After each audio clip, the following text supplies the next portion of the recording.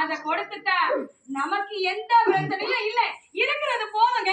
நமக்கு இருக்கிறது ஒத்த புள்ளை. அந்த ஒருவனுக்கு 26 ராஜ்யம், அதுவே பெருசுங்க. சத்தியமா நாடு போதுமா? சத்தியமா முன்னாடி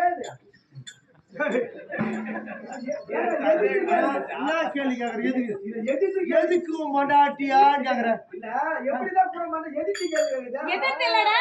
ஒருவேளை இவரையே அந்த நாட்டை கொடுக்கலனாலும் இந்த நகரால போவது யார் தெரியுமா? அந்த பாண்ட